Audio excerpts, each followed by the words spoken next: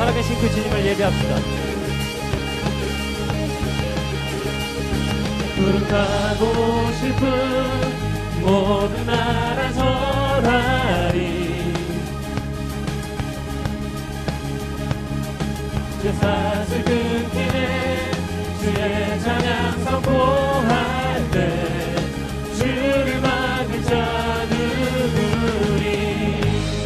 우리 주는 사자 유다의 그 사자 크게 보유하며 함께 싸우시네. 주 앞에 모두 경배하리. 죽임당하신 주는 어린 양 모든 죄를 위해 사슬 끊었네. 모두 절하리. 그 사자와 어린 양께 주 앞에 모두 경배하리.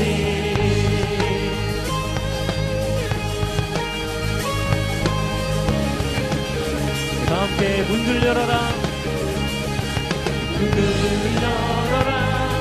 왕의 왕을 맞이하라. 자, 그분은 구원의 하나님이십니다. 구원의 하나님 포로들의 방하시네. 주를 맞을 자 누구리. 우리 주는 사자 유다의 그 사자 크게 보유하며 함께 싸우시네. 주 앞에 모두 경배하리. 죽임당하신 주는 어린 양 모든 죄를 위해 사슬 끊었네. 모두 절하리. 그 사자와 어린 양께 주 앞에 모두 경배하리.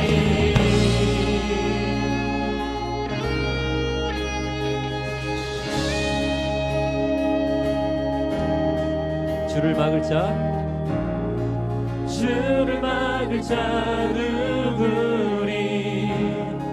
주를 막을 자 누구리.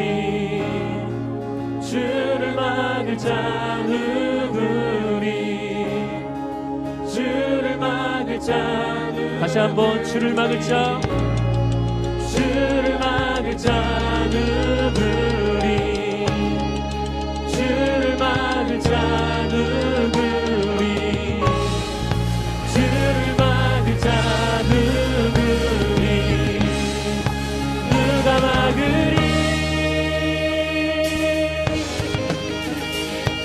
네, 다 함께 믿음으로 선포합시다. 우리 주는 사자 유다의 그 사자 크게 보유하며 함께 싸우시네. 주 앞에 모두 경배하리. 죽임당하신 주는 어린 양 모든 죄를 위해 사슬 끊었네. 모두 절하리. 그 사자와 어린 양께 주 앞에 모두 경배하리. 다시 한번 우리 주는 사자 유다의 그 사자 크게 보유하며 함께 싸우시네. 주 앞에 모두 경배하리. 죽임당하신 주는 어린 양 모든 죄를 위해 사슬 끊었네. 모두 절하리. 그 사자와 어린 양께 주 앞에 모두 경배하리. 네. 자, 이 시간도 우리 함께 하시는 주님께 우리 감사와 영광의 박수 올려드립시다. 우리 그 살아계신 전능의 주를 찬양합니다. 아멘.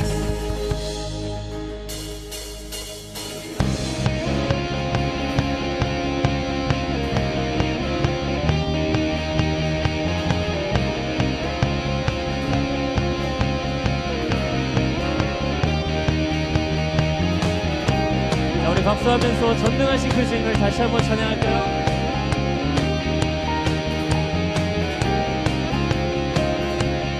다 함께 높으신 주 높으신 주 거룩한 주 손을 들고 주 찬양해 위대한 주 영광의 주 손뼉치며 주 찬양해 다 함께 주 백성 자유케 했네 주 백성 자유케 했네 자 우리를 구원하셨습니다 우리를 구원하셨네 영원히 공주께 영원히 찬양해 그 이름에 합당한 영광을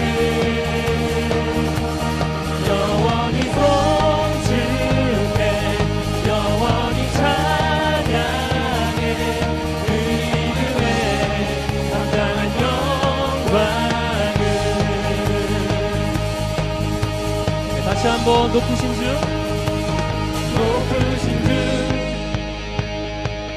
거룩한 주 손을 들고 주 찬양해 자 위대한 주 위대한 주 영광의 주 손뼉치며 주 찬양해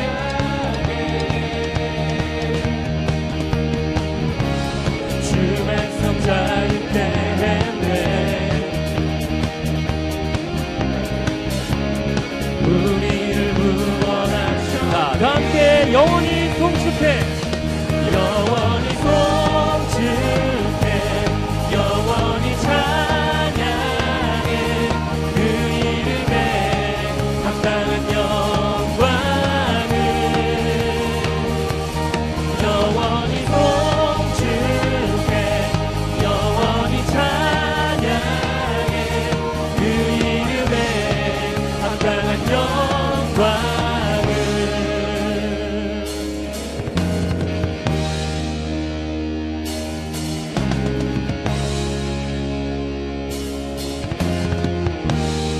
함께 주 백성 자유케 했네 주 백성 자유케 했네 우리를 구원하셨네 자 다시 한번 믿음으로 고백합시다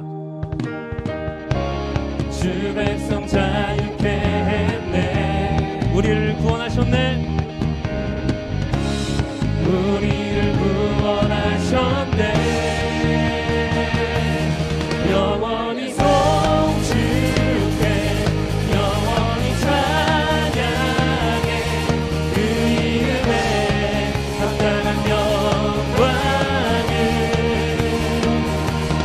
영원히 송축해 영원히 찬양해 그 이름에 합당한 다시 한번 믿음으로 주님께 고백하며 나아갑시다 영원히 송축해 영원히 송축해 영원히 찬양해 그 이름에 합당한 영광을 네. 영원히 송축해 영원히 찬양해 그 이름에 합당한 영광을 우리 찬양받게 앞당한 주님께 다시 한번 영광의 박수 올려드리기 소망합니다. 아멘. 그 주님 찬양합니다.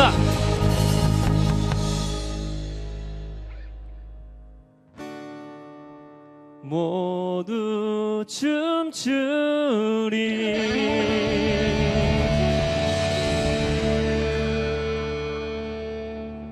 굉장히 저 혼자 쇼하는 것 같아요. 같이 이렇게 호응을 해주시면 좋을 것 같습니다. 모두 춤추리 네. 조금 나아졌습니다. 자, 한 번 더 해볼게요. 모두 선포해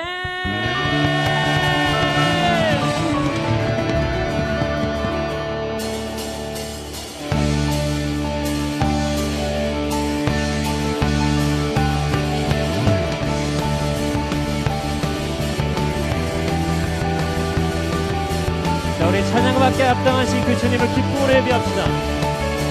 주 앞에서 우리 기뻐 찬양하리. 그는 만왕의 왕. 주 앞에서 우리 기뻐 춤을 추리. 그는 만유의 주.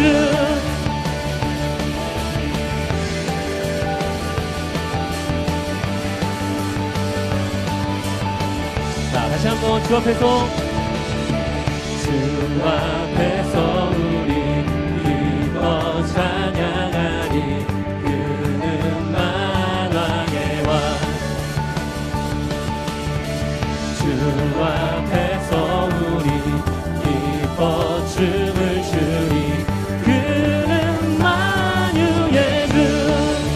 자, 함께 선포할까요? 모두 외치리. 모두 춤추리. 모두 선포해. 예수 그리스도 모든 나라 다스리시네. 모든 민족 통치하시네.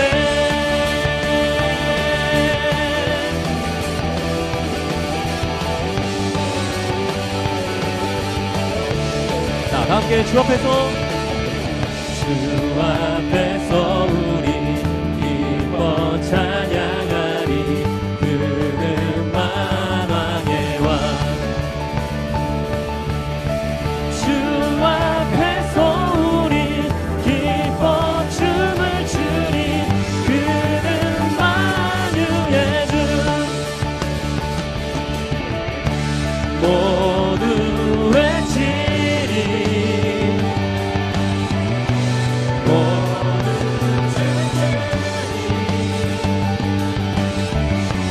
모두 선포해.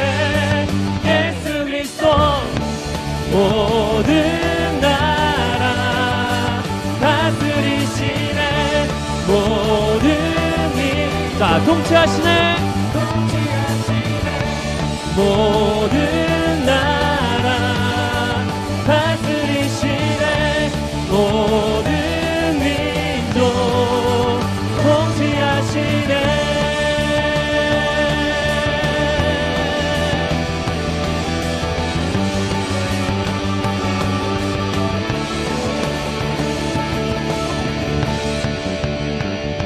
자, 박수하면서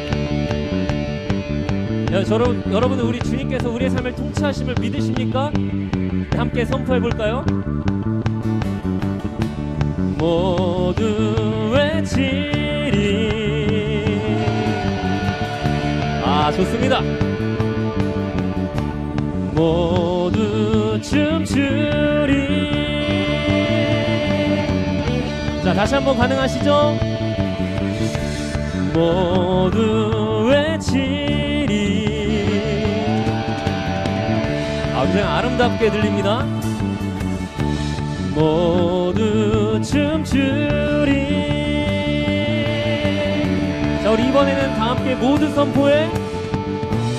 모두 선포해. 자, 믿음으로 예수 그리스도 예수 그리스도 다스리시네. 예수 그리스도 통치하시네. 예수 그리스도 다스리시네. 예수 그리스도 통치하시네. 예수 그리스도 만유의 주. 예수 그리스도 만왕의 왕.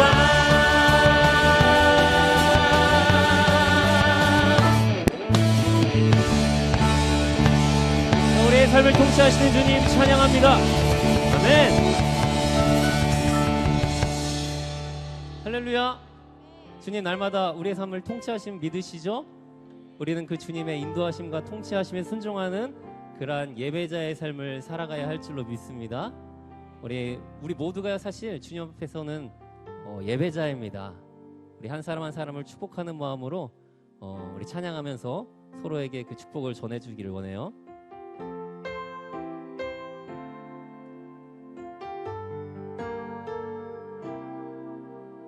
여러분 아시는 찬양일 거예요. 우리 다 같이 축복하면서 부르도록 할게요.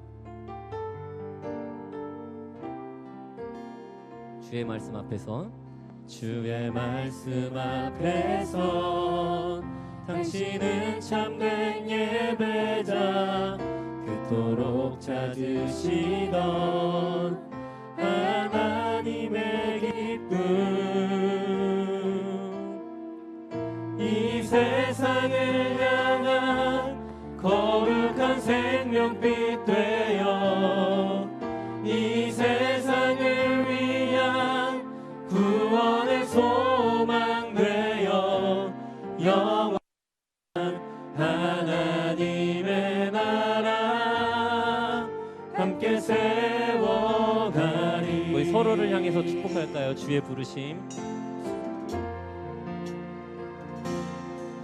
주의 부르심 따라 당신의 삶을 드릴 때 세상은 당신 안에서 주의 영광 보리라 주의 영광 보리라. 아멘. 이 세상을 이길 주님의 군사 되어 이 세상을 섬길 주님의 손과 발 되어 영원한 하나님의 나라 자 함께 세워가리 이 세상을 향한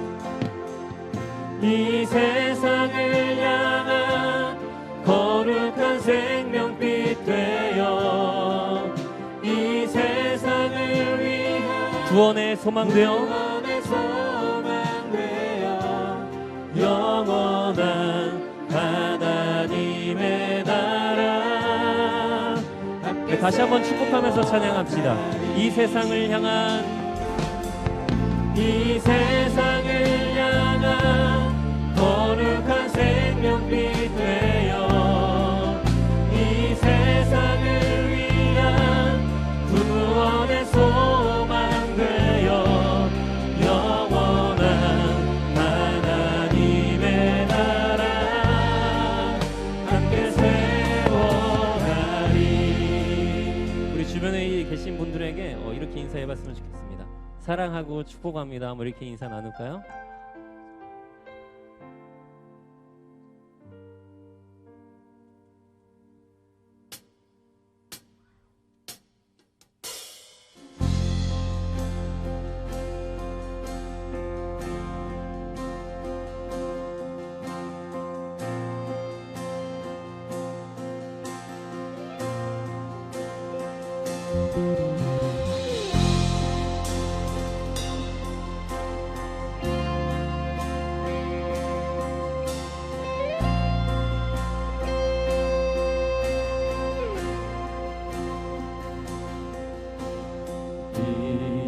이곳에 생명샘 솟아나 눈물 골짝 지나갈 때에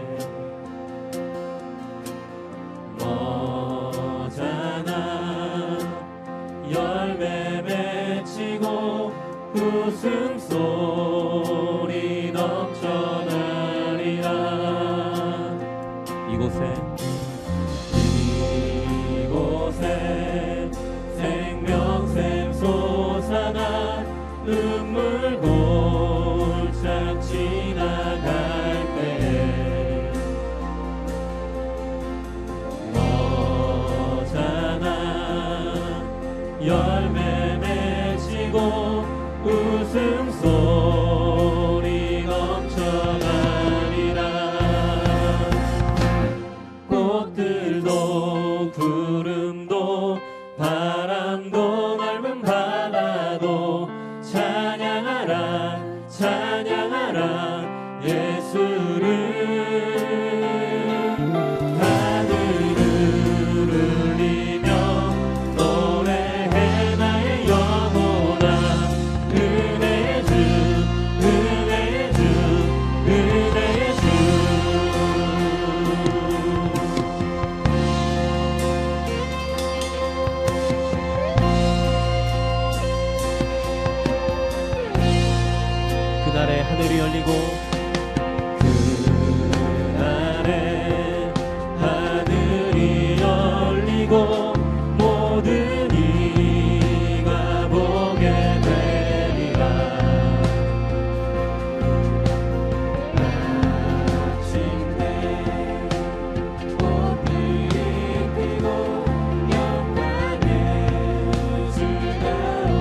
다시 한번 고백하며 나아갑시다. 그날의 하늘이 열리고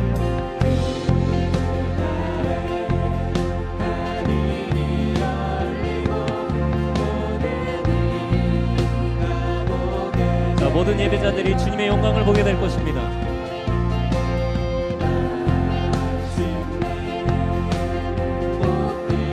영광의 주가 오시리라.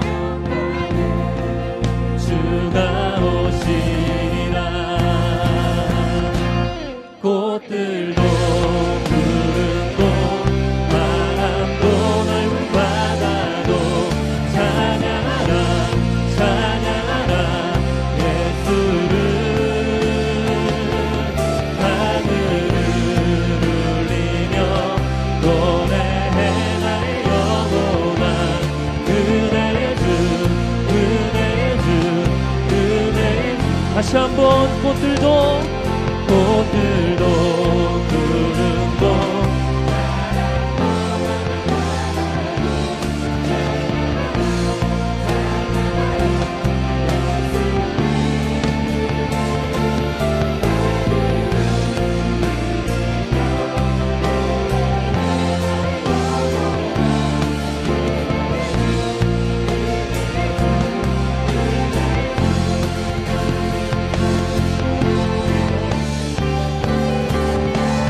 꽃들도 구름도 바람도 넓은 바다도 찬양하라 찬양하라 예수를. 하늘을 울리며 노래해 나의 영혼아. 은혜의 주 은혜의 주. 네, 다시 한번 믿음으로 고백하며 나아갑시다. 꽃들도 구름도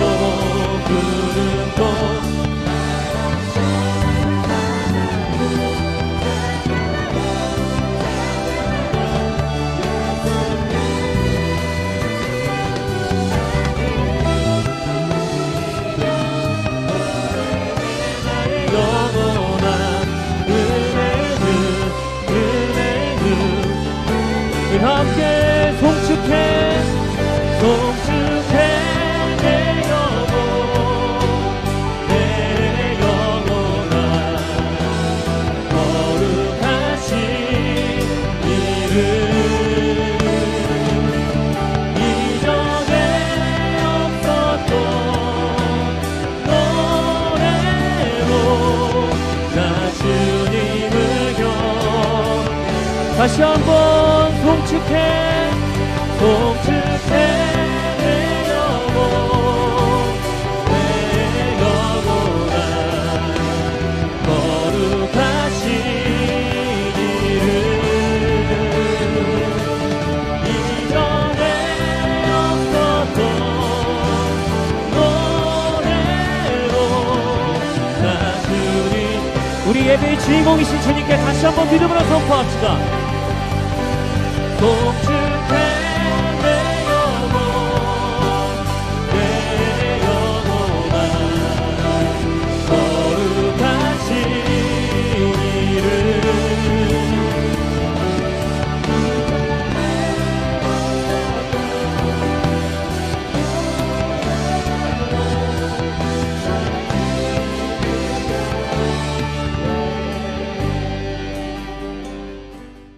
느헤미야 11장 1절에서 2절까지 말씀 보도록 하겠습니다. 구약성경 743페이지에 있습니다. 느헤미야 11장 1절에서 2절까지 말씀. 우리 2절 말씀인데요. 우리 한 목소리로 다 같이 합독하도록 하겠습니다. 느헤미야 11장 1절에서 2절까지 말씀 시작.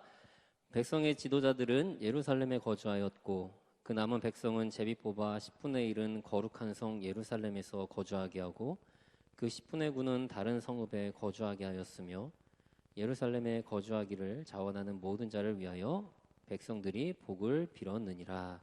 아멘. 우리가 살아가는 집이나 거주하는 장소를 옮기는 것을 우리는 보통 이사라고 이야기합니다. 아마 이 자리에 계신 우리 청년 여러분들도 한 번쯤은 이사를 다녀보신 어떤 경험들이 있으실 텐데요. 이사 경험이 있는 1,000명을 대상으로 이제 설문조사를 했다라고 합니다. 이사할 집을 알아볼 때 최우선적으로 고려하는 것은 무엇입니까? 이제 5위에 해당되는 답변은 14.5%, 집의 구조, 뭐 화장실이 뭐 몇 개고 방이 어디에 있고 뭐 이런 구조, 네, 이런 것들을 보고요. 4위는 25.5%, 집의 크기가 중요하다. 3위 34.4%, 직장 및 학교와의 거리가 얼마나 되느냐. 그리고 2위는 42.6%, 네, 중복 대답이 가능해요. 가격 및 주거비, 네, 굉장히 중요한 거죠, 이것도. 그리고 1위는 44.2%, 교통의 편리성.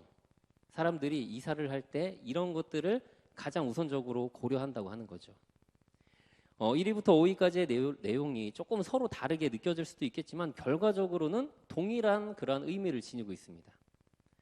대부분의 사람들이 가장 중요하게 여기는 이사의 조건, 다시 말해서 기대하고 바라는 삶의 환경은요, 그곳에서 내가 얼마나 편리하게, 편안하게 생활할 수 있느냐에 달려 있다라는 거죠. 뭐 집의 어떤 위치, 구조, 뭐 직장과의 거리, 뭐 혹은 금액, 혹은 뭐 교통의 편리성, 뭐 내용은 다른데 결국에는 하나라는 거죠. 내가 얼마나 편안하게 지낼 수 있는 곳이냐. 만약 우리가 새로운 곳으로 이사를 가고 삶의 터전을 옮겨야 한다면, 이사를 가야 한다면 여러분들은 과연 무엇을 먼저 고려하시겠습니까? 아마 대부분이 앞에 나왔던 설문의 조사의 결과와 비슷한 것을 우선시할지도 모르죠. 지금보다는 편리하고 혹은 안정적이고 혹은 삶의 여유가 있고 보다 좋은 환경에서 살아가기를 우리 모두가 원하지, 불편한 것을 원하고 번거롭고 혹은 열악한 환경을 기대하며 살아가는 사람은 아마 이 자리에 아무도 없을 겁니다. 이러한 삶의 원리는요, 오늘 본문 말씀 속에 기록된 이스라엘 백성들의 모습을 통해서도 동일하게 발견할 수 있다는 것을 우리는 알 수 있습니다. 느헤미야와 백성들의 헌신으로 오랜 시간 동안 무너져 있던 예루살렘 성벽이 52일 만에 재건됩니다. 네, 지금 굉장히 작년 7월부터 이 느헤미야 말씀 계속 전하고 있는데 아마 기억나실지 모르겠어요. 그러나 그 예루살렘 성벽 안에 거주하고 있던 사람들의 숫자가 너무나 적었다라는 것을 오늘 본문 말씀이 이야기합니다. 느헤미야 7장 4절을 보게 되면 그 성읍은 광대하고 그 주민은 적으며 가옥은 미처 건축하지 못하였음이니라 라고 말씀합니다. 이 예루살렘이라는 곳은요, 이스라엘 역사에 있어서 가장 핵심적인 역할을 했던 그러한 도시입니다. 이스라엘의 가장 찬란하고 강력했고 그리고 풍요로웠던 어떤 다윗과 솔로몬 왕의 시대로부터 이스라엘이라는 국가의 수도였죠. 예루살렘이 경제적으로나 정치적으로나 지리적으로 항상 이스라엘의 중심이 되었던 곳일 뿐만 아니라 그들의 자부심이었던 하나님을 예배하는 성전이 있었던 곳입니다. 그렇기 때문에 이 예루살렘이라는 곳은 단순한 도시의 어떤 지리적인 혹은 어떤 사회적인 개념을 뛰어넘는 이스라엘 그 자체였다라는 거죠. 이처럼 정치, 경제, 신앙의 중심지였기 때문에 전국에서 몰려드는 그 수많은 사람들을 수용하기 위해 예루살렘이 얼마나 발전된 도시였겠습니까? 얼마나 규모가 컸던 그러한 거대한 도시였을까요? 그런데 그 예루살렘이 바벨론의 침입으로 무너져 백성들은 포로로 끌려가게 되고요. 또한 오랜 시간 동안 계속되는 침략과 여러 민족의 괴롭힘으로 인해 백성들은 예루살렘을 떠나 뿔뿔이 흩어지게 되었고 그곳은 황폐해질 대로 황폐해진 상태였다라는 것입니다. 과거의 찬란함은 사라지고 이제는요, 마치 유령도시와 같은 그러한 곳이 되어버렸다라는 거죠. 다행히도 성벽이 재건되었지만 백성들은 예루살렘에 거주하기를 꺼려하고 있었다라는 것이 오늘 본문의 내용입니다. 왜냐? 아직까지 그곳에 집이 없었다라는 거예요. 모든 것이 무너지고 아무것도 없는 도시였습니다. 살아갈 수 있는 어떤 기초적인 삶의 기반이 갖추어지지 않은 열악한 환경 속에 있었고요. 더군다나 아직까지는 언제 그리고 어디에서 또다시 적군들이 찾아올 침입을 받을지도 모른다라는, 적들의 침입을 예측하기 어려운 너무나도 불안정적인 상황들, 불안한 치안 속에 있었다라는 거죠. 사람이 거주해서 일상적인 생활하며 살아가는 것이 아직까지는 적합하지 않은 도시였습니다. 반면 지방 도시들 같은 경우에는 예루살렘에 비하면 너무 평화로운 거예요. 거주할 수 있는 여러 가지 인프라가 형성되어 있었고 불안해하지 않고 편안하게 내가 하고 싶은 것, 내가 하고 싶은 일들, 어떤 생업에 집중하고 종사할 수 있는 환경이 갖추어져 있다 보니까 사람들이 당연히 예루살렘을 꺼려하고 다른 곳으로 가기를 원했다라는 거죠. 뭐 이거는 우리도 마찬가지 아니겠습니까? 좀 불편함이 있는 곳보다는 여러 가지 불안정적인 그런 환경에 있는 곳보다는 조금 안정적이고 내가 편리하게 살아갈 수 있고 나의 생각이라던가 계획을 펼칠 수 있는 그런 환경을 쫓아가는 것이 우리 모두의 모습일 겁니다. 백성들도 예루살렘이 그들에게 역사적으로 또 신앙적으로 얼마나 중요한 의미를 지니고 있었는지를 너무나 잘 알고 있었죠. 그런데 그들이 중요하게 생각하고 갈망하던 신앙적인 이상과 더불어 반드시 해결해야 하고 맞닥뜨릴 수밖에 없는 현실적인 문제가 존재하고 있었습니다. 그것은 바로 희생이었다라는 거죠. 희생. 황폐해진 예루살렘이 이제 성벽이 재건되죠. 완성됩니다. 만일 백성들이 그곳에 정착하고 거주하면서 살아가기 위해 가장 먼저 무엇이 필요했을까요? 사람이 살기 위해 가장 먼저 필요한 게 뭡니까? 당연히 우리가 거주할, 생활할 수 있는 집이죠. 그런데 그 집을 짓고 주변을 정리하고 꾸미는 일을 누가 해야 할까요? 어디 건축업체에서 와서 해줍니까? 예루살렘 도시개발팀이 와가지고 여기에 이런 집이 이런 환경이 있으면 참 좋겠다. 이거 우리가 해줘야겠다. 이런 상황일까요? 본인들이 직접 해야 하는 겁니다. 예루살렘 성벽이 완성되었는데 그 당시 성 안의 상황을 살펴보면요. 느헤미야 7장 3절 말씀에 내가 그들에게 이르기를 해가 높이 뜨기 전에는 예루살렘 성문을 열지 말고 아직 파수할 때 곧 문을 닫고 빗장을 지르며 또 예루살렘 주민이 각각 자기가 지키는 곳에서 파수하되 자기 집 맞은편을 지키게 하라. 느헤미야가 말하기를 해가 뜨기 전까지는 절대 성문을 열지 말라라는 겁니다. 왜냐? 적군들이 쳐들어온다라는 거죠. 밤에는 기습을 한다라는 거예요. 밤에는 위험하니까 성문을 닫는 것이 당연한 이야기인데 문제는 그 다음이죠. 해가 떴을 때도 문을 열면 안 된다라는 겁니다. 경비를 세워서 낮이고 밤이고 24시간 성벽을 지켜야 하고 지정된 초소뿐만 아니라 집 근처, 자기가 살아가는 집 근처에서도 보초를 세우고 늘 감시를 해야 한다는 거예요. 적군들이 찾아오나 안 찾아오나. 여러분 한번 생각해 보세요. 하루 종일 문을 걸어 잠그고요. 내 마음대로 성 밖에 나갈 수 없습니다. 이게 말이 예루살렘 성이지 어찌 보면 그 안에 꼼짝없이 갇혀 지내는 예루살렘 감옥이나 다를 바가 전혀 없었다라는 거예요. 나가지도 못하죠. 마음대로 활동도 못하죠. 생활은 불가능하죠. 늘 긴장하고 늘 사람들을 쳐다봐야 하고 늘 지정된 장소에서 그러한 삶을 살아야 했다라는 겁니다. 하루 종일 하는 일이 무엇이냐? 적이 오나 안 오나 감시하는 겁니다. 성벽 위에서 정해진 초소에서 적들을 감시하는 것은 그렇다 치더라도 성 안에서 그것도 자신의 집에서조차 보초를 서면서 적들이 쳐들어오나 안 들어오나 혹시 모를 상황에 대비해야 한대요. 여러분 이거 어디 불안해서 살 수 있겠습니까? 여러분 같으면은 이게 정상적인 삶이 가능할까요? 이런 곳에서 살고 싶겠습니까? 제가 지난 2주 동안 이제 미국을 다녀왔는데요. 약 30명에 가까운 목회자들이 모여서 이제 모이다 보니까 인원이 꽤 많아졌잖아요. 다 같이 모여서 어디를 이동하거나 한꺼번에 같은 식당에서 식사를 하는 것이 굉장히 어렵더라고요. 그래서 4개 조로 나누어서 이제 각자 조별로 이제 어디 교회에서 만납시다 그러면 그 교회에 가는 겁니다. 그리고 어디 식당에 가면은 이제 조별로 알아서 식당에 가서 식사하시고 나중에 모입시다. 이런 식으로 이제 이렇게 진행되는 경우가 많았거든요. 이제 어느 날은 자유롭게 이제 조별로 시간이 주어져서 이제 저랑 이제 저를 포함해서 7명의 이제 목회자가 같이 이제 한 차에 타서 이동을 하면서 시간을 보냈는데 우리 자유 시간이니까 몇 시까지 이렇게 시간 보내다가 저 구경도 하고 이러다가 이제 몇 시까지 어디서 만나서 식사를 하자 이렇게 약속을 하고 이제 저 혼자 돌아다니면서 이것저것 이제 구경을 하게 된 겁니다. 그런데 이제 그때가 저녁 시간이었기 때문에 이제 해는 떨어졌고 이제 캄캄한 밤이 된 거죠. 그 동네가 이제 샌프란시스코의 한 동네였는데 어떤 그 사람들이 많이 활보하는 굉장히 유명한 관광지라던가 혹은 이제 시내가 아니라 시내에서 이제 조금 떨어진 다소 한적한 이제 변두리 같은 그런 동네였거든요.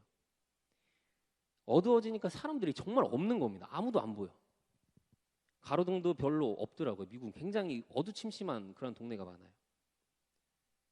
어두워지니까 사람들 별로 없지, 가로등도 없는 시골 마을을 나 혼자 걸어가려니까 이게 긴장이 되고 무섭기 시작하는 겁니다. 신호등을 이제 건너가기 위해 신호등 앞에서 신호를 기다리는데 제 뒤에 어떤 현지 사람이 이렇게 서 있는 거예요. 한국 같으면 사실 별 문제가 안 되죠. 그런데 외국에다가 뭐 말도 사실 잘 안 통하지, 어디로 갈지 뭐 지리도 잘 모르지, 거리는 어둡지, 사람들은 아무도 안 보이지. 그런데 어떤 사람이 내 뒤에 서 있는 겁니다. 하나부터 열까지 다 불안하게 되고 심장이 콩닥콩닥 거리고 긴장하다 보니까는 분명히 제 고개는요 신호등을 보고 있는데, 죄송합니다, 제 눈알이는요 이렇게 뒤를 잡고 막 뒤통수로 막 넘어가려고 그래요. 눈깔이. 그리고 신호등이 초록색으로 바뀌자마자 차마 자존심이 있어서 뛰지는 못하고 무서워서, 무서운 거 티내기 싫어서 빛의 속도로 막 걸어가는 겁니다. 약속 장소로. 제가 미국을 굉장히 좋은 취지로 간 거잖아요. 여러 교회를 방문해서 배우기도 하고 새로운 문화와 환경을 경험하는 굉장히 좋은 기회였는데, 아무리 좋은 의미를 지녔다 할지라도 내 스스로가 불안하게 되고 긴장하고 두려운 상황이 생기다 보니까 그 좋았던 것이 아무 소용이 없었다라는 겁니다. 아, 빨리 가고 싶다. 빨리 집에 가고 싶다. 아, 여기 잘 모르겠다. 어렵다. 이런 마음이 생기더라는 거예요. 이스라엘 백성들에게 예루살렘이 얼마나 중요한 의미를 지니고 있었겠습니까? 포로 생활하던 그들이 그곳으로 돌아오기에 얼마나 눈물 흘려가며 기도했고, 또한 성벽을 재건하기 위해 얼마나 노력하면서 지금 이 자리까지 왔을까요? 그런데 그러한 사실을 알고 있음에도 불구하고 불안정적인 어떤 번거로운 환경들, 불편한 어떤 시설들, 계속되는 희생과 고난, 이러한 것들은요 하나님을 향한 그들의 믿음의 고백, 신앙, 어떤 그들이 가져왔던 이상을 가로막는 현실적인 장벽이었다라는 겁니다. 여러분, 우리가 하나님께서 원하시는 뜻이 무엇인지 웬만해서는 다 알고 있을 겁니다. 여러분이 어떠한 말을 하고 우리가 어떠한 모습의 삶을 살고 어떠한 선택을 내려야 하는지 여러분 웬만해서는 기본적인 것들은 다 알고 있을 거예요. 아, 이게 크리스찬다운 삶이고 이게 믿음의 사람다운 선택이지. 그렇지만 우리는요 내가 알고 믿고 있는 믿음의 방법대로 살아가지 못할 때가 참 많습니다. 물론 저도 마찬가지고요.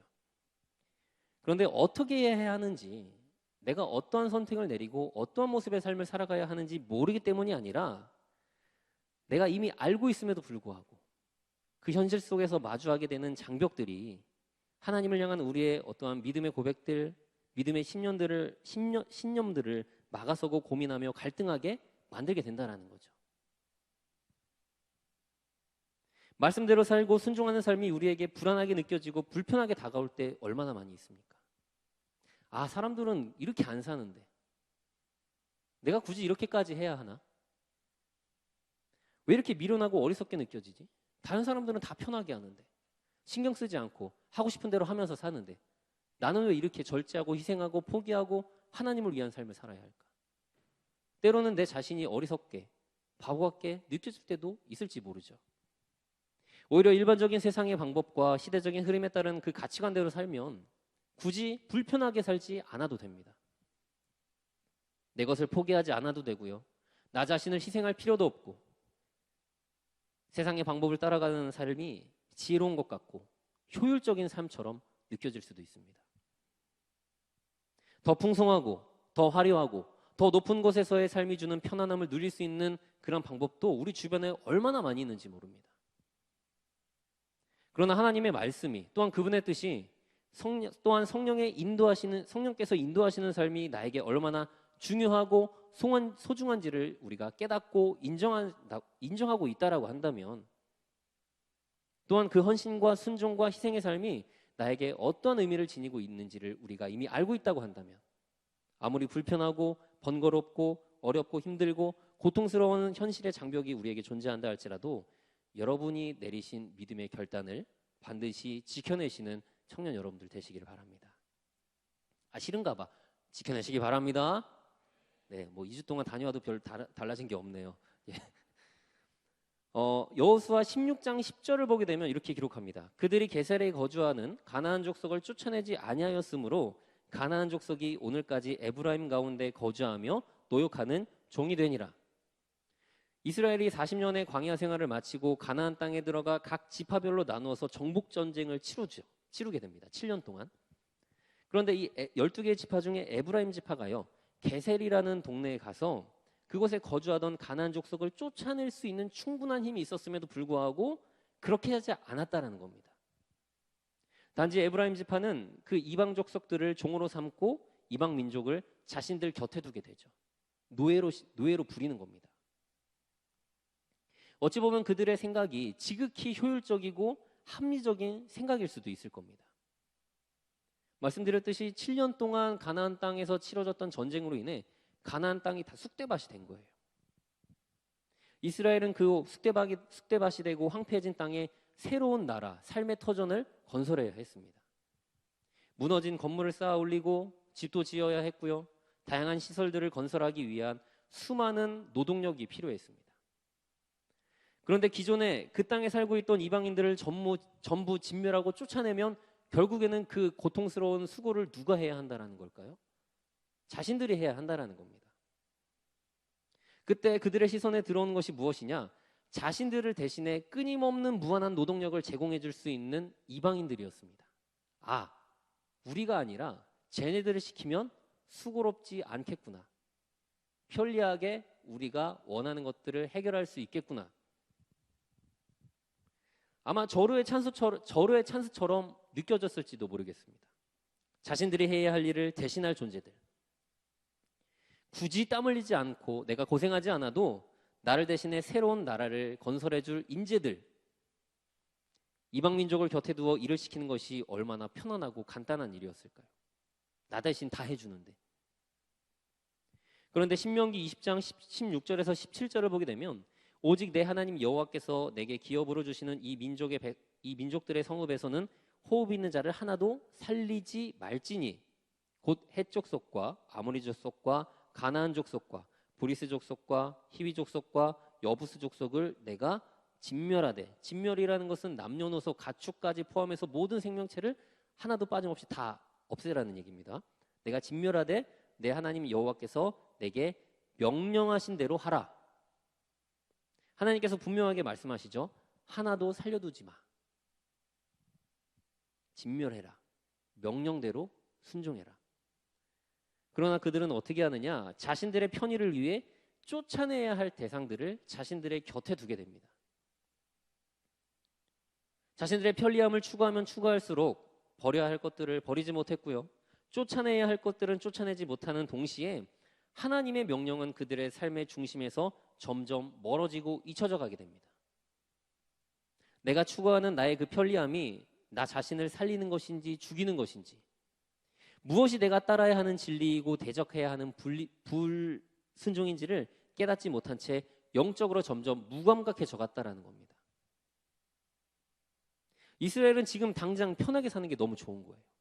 7년 동안 얼마나 힘들었을까? 아니, 그 전에 40년 동안 광야를 헤맸는데 얼마나 고통스러웠을까? 좀 편리해지고 싶지 않았겠습니까? 좀 고통도 좀 덜고 좀 편안하게 좀 생활할 법, 그런 마음이 들 법하지 않았겠어요? 그런데 그 결과 당장의 편안함은 얻었지만 그 불순종이 어떤 결과를 맺게 되는지 전혀 예상하지 못했습니다. 이 가나안 족속을 노예로 부리던 이스라엘이요, 사사 시대에 가서는 그 위치가 완전 뒤바뀌게 됩니다. 지금은 이스라엘이 이방 민족을 노예로 부리지만 사사 시대에 가서는요, 이방 민족들이 이스라엘을 노예로 부리고 끊임없이 괴롭히게 되죠. 또한 이방 민족들의 우상 숭배 역시 이스라엘 백성들의 삶 속에 침투하여서 영적으로 무너지는 그러한 결과를 초래합니다. 그 최종적인 결과가 무엇이었느냐? 바로 북이스라엘과 남유다의 멸망까지 연결됩니다.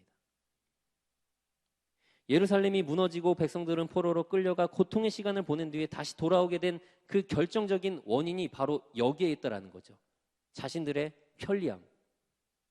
그 편리함이 당장은 자신들에게 유익을 줬을지 모르지만 시간이 흘러서 고통이 되었고 결국에는 포로로 끌려가 눈물 속에 수십 년을 살게 되고 결국에는 돌아와 예루살렘을 다시 재건하고 이렇게 불안하게 살아가게 되는, 황폐해진 땅에서 살게 되는 그 근본적인 원인이 되었다라는 겁니다.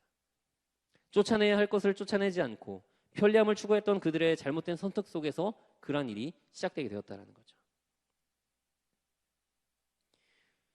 우리는요, 시대가 지나면 지날수록 신앙도 그렇고 믿음도 그렇고 삶의 어떤 태도와 모습도 그렇고 편리함을 추구합니다.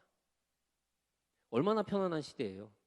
핸드폰으로 버튼 하나 누르면은 외국에 있는 누구와도 다 연결이 됩니다. 인터넷에 들어가서 검색하면요, 세상에 있는 모든 정보가 다 쏟아져 나옵니다. 내가 집에 들어가지 않고 핸드폰으로 버튼만 눌러도 집에 불이 켜지고 보일러가 돌아가고 강아지 밥도 줄 수 있습니다. 그러나 우리가 기억해야 하는 것은요, 하나님을 향한 우리의 믿음과 신앙은요, 본래 그 자체가 번거롭다라는 거죠. 여러분, 오늘 예배 나오기 위해 얼마나 번거로운 선택을 해야 했습니까? 쉴 수 있는 시간, 내 마음대로 쓸 수 있는 이 시간을 하나님을 예배하기 위해 여러분들 얼마나 여러분 스스로를 헌신하고 희생하고 번거롭고 불편한 과정을 거쳐서 이 자리까지 왔습니까? 그런데 하나님께서는 그 불편함, 번거로움, 고통이라는 현실의 장벽을 뛰어넘는 자들에게 더 큰 은혜와 축복을 허락하신다는 것을 우리는 결코 잊어서는 안 될 겁니다. 느헤미야 11장에는 현실이라는 장벽을 뛰어넘어 예루살렘에 거주하게 되는 세 부류의 사람들에 대한 이야기가 기록되어 있는데요. 오늘 본문 말씀 1절과 2절을 보게 되면 백성의 지도자들, 이 지도자들이 예루살렘에 거주하였고 그 남은 백성은 제비 뽑아 10분의 1은 거룩한 성 예루살렘에 거주하게 하고 그 10분의 9는 다른 성읍에 거주하게 하였으며 예루살렘에 거주하기를 자원하는 모든 자를 위하여 백성들이 복을 빌었다라고 이야기합니다. 지도자들이 있었고요. 백성들의 10분의 1이 그곳에 남게 됩니다. 그리고 자원하는 사람들도 있었죠. 예루살렘에 거주하게 된 계기나 방법은 서로 달랐겠지만 그들은 모두 그곳에 남아 예루살렘을 재건하고자 하는 그러한 하나님의 사명을 감당하기로 결단을 내립니다. 물론 그들에게도 결코 쉬운 선택은 아니었을 겁니다. 왜 굳이 내가 남아서, 왜 재수없게 내가 제비에 뽑혀서 왜 여기 남게 되냐, 네가 뭔데 우리 여기 남아서 이거 하라고 하냐, 얼마나 불만들이 많았겠어요. 편히 살고 싶은데. 당연히 고민도 했을 것이고 망설임도 있을 것이고 또한 흔들리는 것도 있었을 겁니다.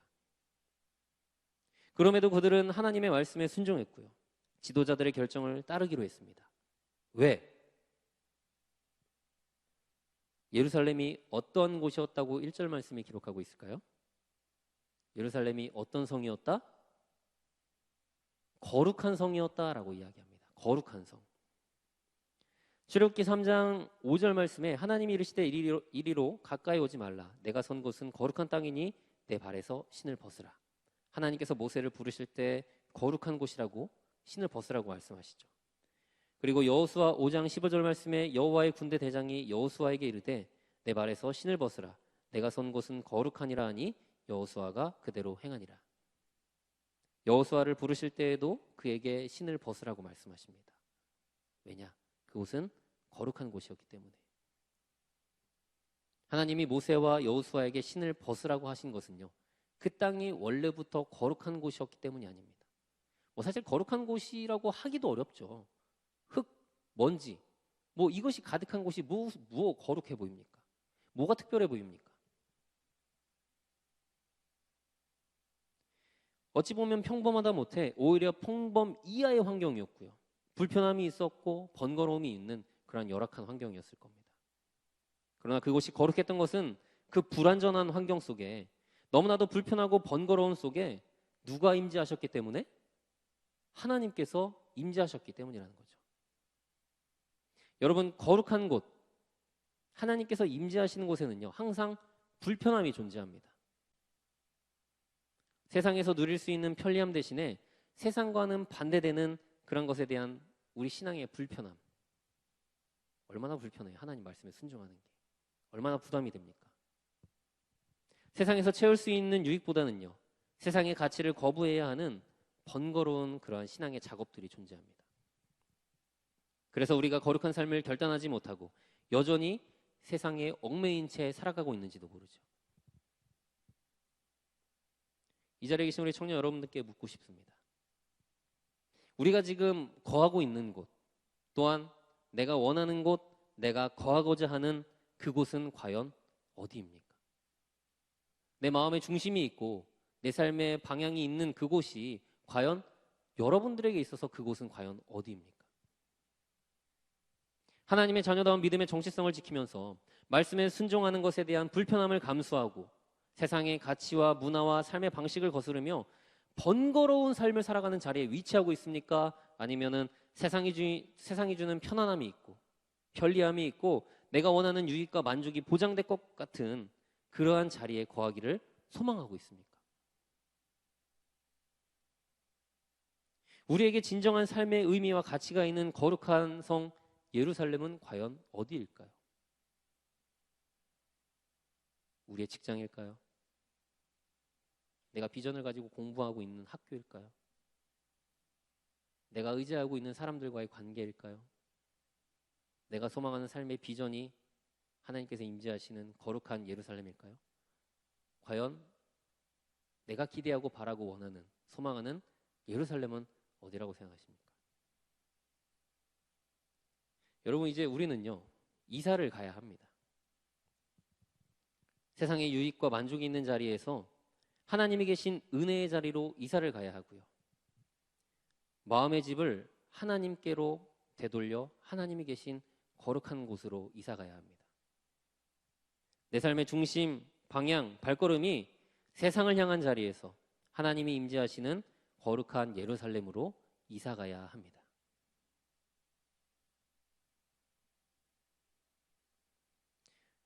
제가 이제 미국을 다녀왔는데 사실은 2년 전에도 이제 동일한 코스로 이제 한 번 더 다녀올 수 있는 기회가 있었거든요. 그래서 2년 전에도 얼마 전에 다녀온 것과 마찬가지로 2주 동안 미국 교회를 탐방하고 왔었는데요. 미국 음식들을 이제 미국에서 음식을 먹다 보면은 이제 굉장히 기름진 음식이 많더라고요. 기름에 튀긴 게 아니라 그냥 기름으로 음식을 만든 것 같은 느끼함도 있고요. 매 끼니마다 이제 탄산 음료를 하나씩 다 먹더라고요, 사람들이. 그렇게 먹다 보니, 아니 먹은 게 아니에요, 죄송합니다. 그렇게 처먹다 보니까요, 몸무게가 몇 킬로 늘어서 2년 전에 한국에 다시 들어오게 됐습니다. 그래서 그 당시에 몸무게 때문에 제가 굉장히 스트레스 받고, 이거 원상복구 시키려면 어떻게 해야 하나 굉장히 노력도 많이 하고 좀 어려웠거든요. 그래서 이번에는 내가 미국을 간다는 그 분위기에 취해서 이것저것 다 처먹으면 안 되겠다. 절대로 몸무게가 늘어서 돌아오지 않도록 하겠다라고 단단히 마음을 먹었습니다.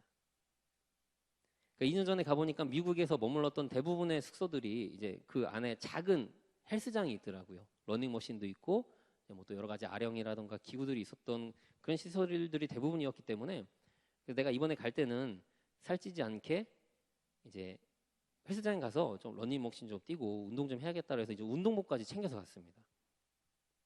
그리고 미국에 도착한 첫날 일정을 마치고 처음으로 이제 숙소에 체크인을 하고 들어갔는데 시간이 거의 한 9시가 넘었더라고요. 그러니까 너무나 피곤하고 쉬고 싶었지만 곧바로 헬스장으로 달려갔습니다. 이제 저랑 2명이서 한 방을 썼는데 저희 교회에서 이제 교육전도사로 계셨던 허경호 목사님이라고 여러분 아시는 분도 계실 텐데 이제 허 목사님하고 같이 방을 썼거든요. 허 목사님이 이제 굳이 피곤할 텐데 왜 가냐, 그냥 쉬는 게 낫지 않겠냐. 근데 아니라고, 저 잠깐 다녀오겠다고 하고 이제 헬스장 가서 이제 운동을 하는 거죠.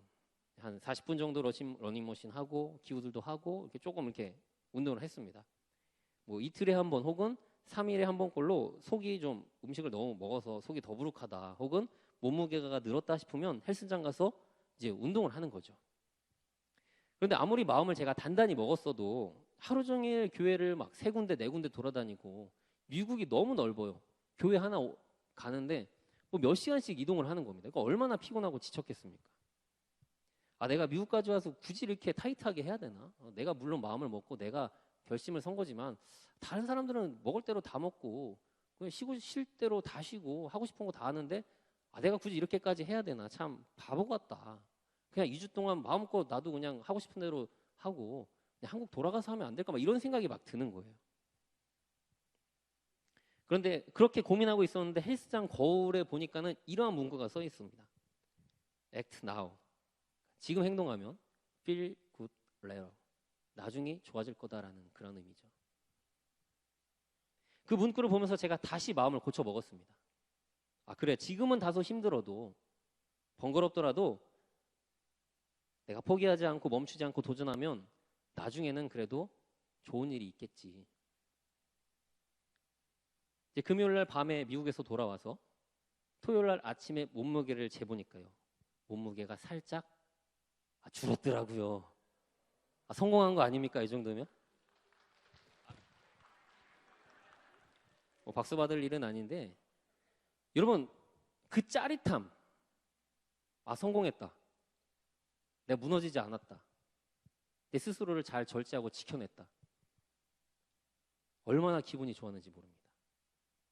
그 기분 좋은 마음으로 어젯밤에 피자를 몇 조각 먹어서 아마 더 쪘을지도 모르겠지만 여러분 우리가 믿음의 길을 걸어가는 것, 하나님의 뜻에 따라 살아가는 것, 성령님의 인도하심에 내 삶을 맡기는 것, 지금 당장은 힘들고요. 어렵고 불편하게 느껴지는 그러한 고난의 과정처럼 다가올 수도 있을 겁니다. 그러나 지금 결단하고 행동하면요. 하나님께서 그 고난과 어려움을 뛰어넘는 큰 은혜와 축복을 베풀어 주실 줄로 믿습니다. 특별히 돌아오는 목요일부터 청년학교가 시작됩니다. 보셨던 홍보 영상을 통해 우리 청년들의 고백을 들으셨듯이 우리는 이번 청년학교를 통해 어떤 하나님과의 인격적인 만남, 또 예배의 풍성함, 또한 하나님께서 허락하시는 은혜와 사랑을 경험하고 삶에 대한 소망을 회복을 기대하고 있습니다. 저는 이번 청년학교가 독수리 날개치며 올라감과 같은 그러한 놀라운 힘과 능력으로 우리의 삶이 새로워지고 회복되는 그러한 거룩한 예루살렘이 되기를 간절히 축원합니다. 물론 청년학교가 어떤 청년들에게는 불편한 자리일 수도 있습니다. 번거로운 자리일 수도 있고 참석하기 힘들고 혹은 쉽지 않은 그러한 자리일 수도 있겠죠. 그러나 여러분들 노력해 보시기 바랍니다. 그리고 결단하고 도전해 보시기 바랍니다. 우리의 마음과 중심, 또한 삶의 발걸음이 하나님께서 우리를 부르시는 자리, 우리를 기다리시고 계시는 그 거룩한 자리, 세임과 능력으로 충전되고 회복되는 은혜와 축복이 있는 자리로 이사하게 되는 우리 청년 여러분들이 되시기를 간절히 축원드립니다. 우리 이 자리에 계신 우리 사랑하는 대형교회 청년 여러분들, 우리는 지금의 자리에서 벗어나 하나님께서 부르시고 기다리시고 임재하는 자리로 이사가야 합니다. 말씀을 시작하면서 전해드린 그 설문조사처럼 나에게 주어지는 환경과 상황에 따라 내가 어디를 가야 할지, 이런 것들이 있으면 참 좋은 곳이다, 저거 편리한 곳이지, 난 그럼 저기로 가야겠다, 이렇게 결정을 내리는 것이 아니라 하나님이 나를 부르시고 인도하시는 곳, 주님께서 임재하시는 거룩한 예루살렘으로 이사하는 그러한 승리의 삶이 되시기를 간절히 소망합니다.